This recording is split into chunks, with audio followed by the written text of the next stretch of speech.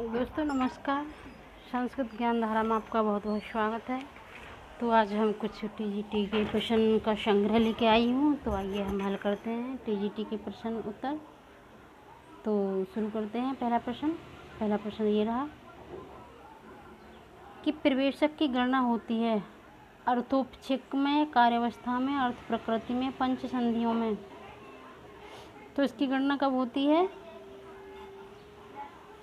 अर्थोक्षेपक। ठीक है, पहला ठीक हो जाएगा हमारा इसका। प्रश्न नंबर 2, किस छंद के प्रत्येक पाद के 8 और 7वें वर्ण पर यति होती है? ऐसा कौन सा छंद है जिसके 8वें और 7वें वर्ण पर यति होती है? भुजंग प्रियात, ईषदग्ध छंद्रा या मालिनी या शार्दूल विक्रीत। तो कौन सा होता है, कौन सा है इसमें? तो हमारा मालिनी है जिसमें 8वें और 7वें वर्ण पर यति होती है।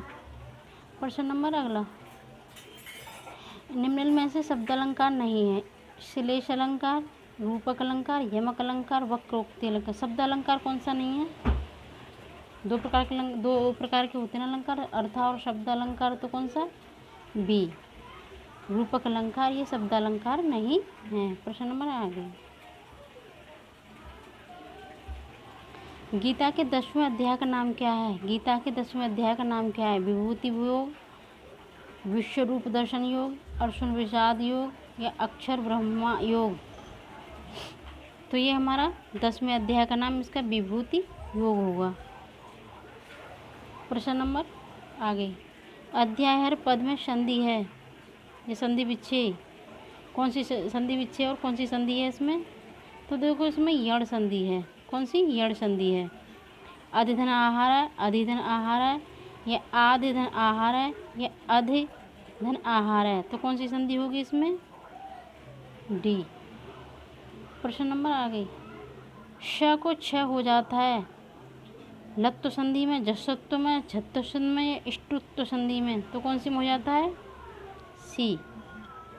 56 का सी करेक्ट होगा। प्रश्न नंबर आगे, प्रेजते पद का संधि विच्छेद क्या होगा? प्रधन एजते, प्रधन एजते या प्रधन एजेत या प्रधन एजते। तो क्या होगा इसका? तो प्रधन एजते। प्रश्न नंबर आगे, श को शा किस संधि में होगा? कौन सी संधि होगा जिसमें दंती सा को मूर्धन्य सा किस में बदला जाएगा? इष्टत्व में, इष्टुत्व में, लस्तत्व में, जस्तत्व में। तो ये किस में होगा? 58 का बी। इस सा को मूर्धन्य सा में बदल जाता है, दंती सा को मूर्धन्य सा में बदल जाता है। प्रश्न नंबर आगे, हरि इमऊ पद में संधि है। यड़ संधि है, प्रग्रिया संधि है, दीर्घ संधि है, अनुस्वार संधि है। कौन सी संधि है? हरि इमऊ। तो ये प्रगृह्य संधि होगी। ठीक है। प्रश्न नंबर 60, अयादि संधि में किस वर्ण के स्थान पर आय आदेश होगा? किस पे होगा? ए पे होगा या ओ पे होगा, ए पे होगा, आई पे होगा या औ पे होगा? किस पे होगा? आय। कहाँ पे होगा? आय पे होगा। तो ये हमारा सी ए को होगा, आई को आय हो जाता ना। प्रश्न नंबर आगे,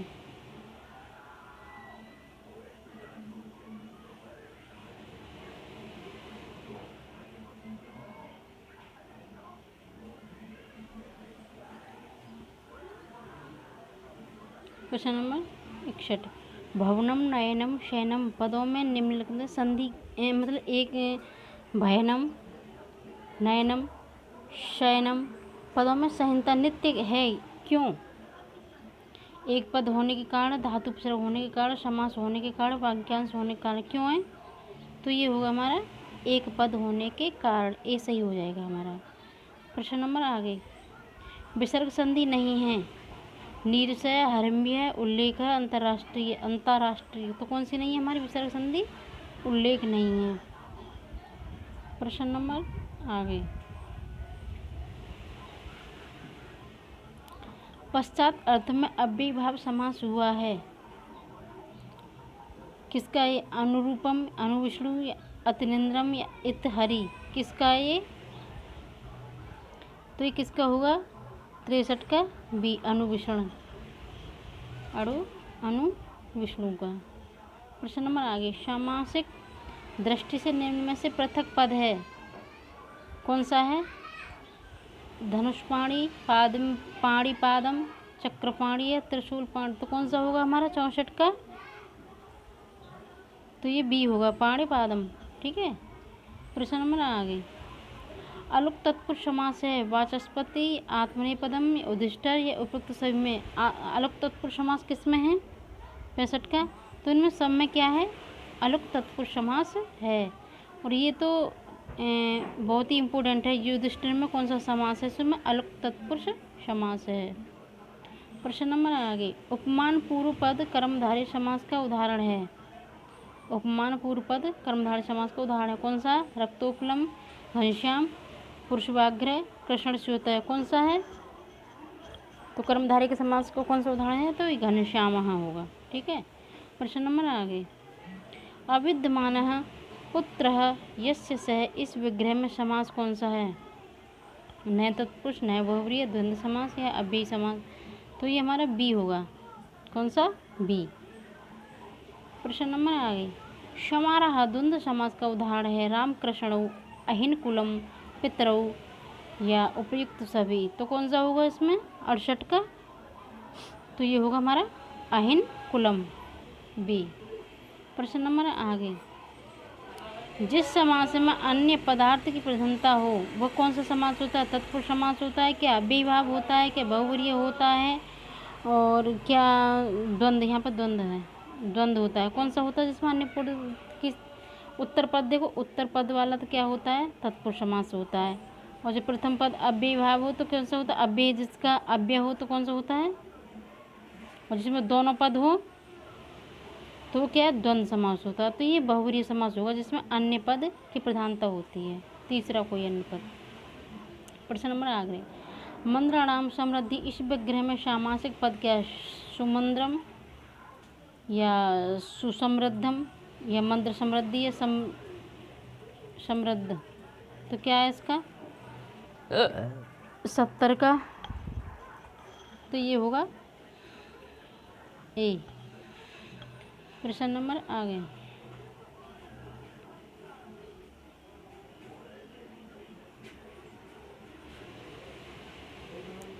शुद्ध तुमंत रूप है, दुग्धुम, परिचितम, लिखतुम, तो कौन सा होगा? तो हमारा ए, सी होगा, सी। प्रश्न नंबर आगे, क्वत तब तु प्रत्यांत रूप नहीं है, पकवान, पक्वान, शयतवान, बुद्धिमान, भुक्तवान, कौन सा? तो तब तु कौन सा नहीं है? 72 का कौन सा सही होगा हमारा? तो 72 का हमारा सही होगा सी, बुद्धिमान, बुद्धिमान। प्रश्न नंबर आगे, शुद्ध पद कौन सा है? कुर्वने, कुरुक्त, दोनों या इनमें से कोई नहीं, तो हमारा उपयुक्त दोनों होंगे क्योंकि ये दोनों शुद्ध हैं। प्रश्न नंबर आगे,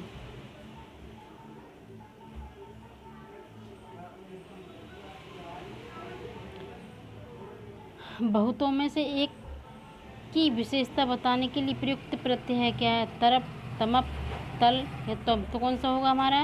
इसका होगा बी, तमप। ठीक है। प्रश्न नंबर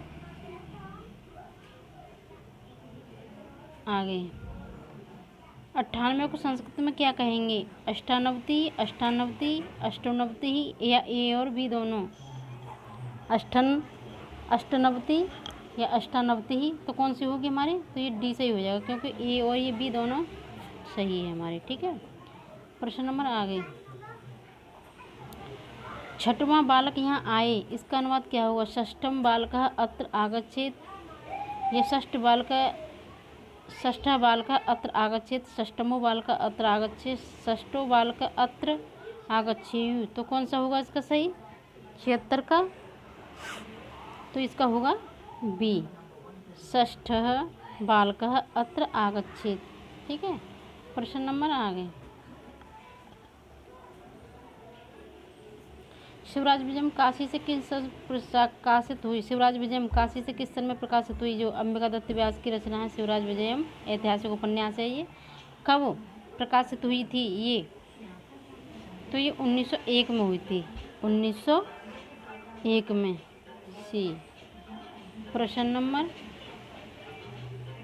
आगे, क्राता अर्जुनम के प्रत्येक स्वर का अंतिम पद क्या है? लक्ष्मी पद है या श्री या कुरु या विधि समय? तो ये हमारा लक्ष्मी, लक्ष्म्यांत पद कहते हैं ना इसे। छपा शब्द का अर्थ क्या है? दिन, रात, रात दिन, वर्ष। तो छपा को हम क्या कहते हैं? रात्रि, रात को भी छपा कहते हैं। ठीक है। प्रश्न नंबर आगे, प्रयुक्ता शब्द की व्याकरणात्मक टिप्पणी क्या होगी? प्रधान युज या ए या बी या सी या डी क्या होगी फिर? तो उसमें होगा प्र उपसर्ग होगा, युज धातु होगी, त्रच प्रत्यय होगा। तो प्रथमा का एक वचन होगा ये। ठीक है। प्रश्न नंबर आगे,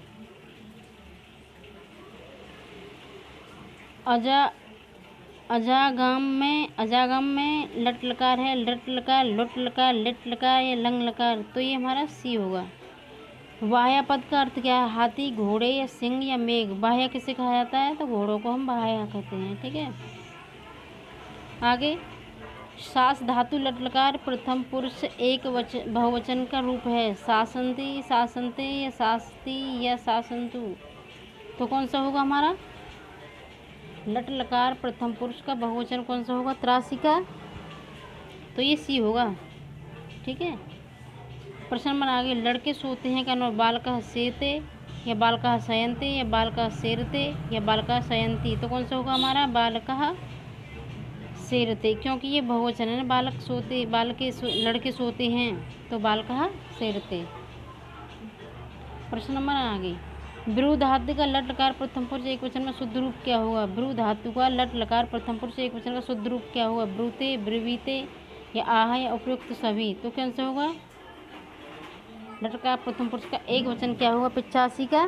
तो डी, ये सभी बनेंगे हमारे। ठीक है। प्रश्न नंबर आगे, दू धातु लटकार उत्तम पुरुष एक वचन रूप होगा। दोध्यामी, दोच्छामी या दोच्छामी या दोश्यामी? तो क्या होगा? सी, सी होगा। ठीक है, हमारा सी होगा ये।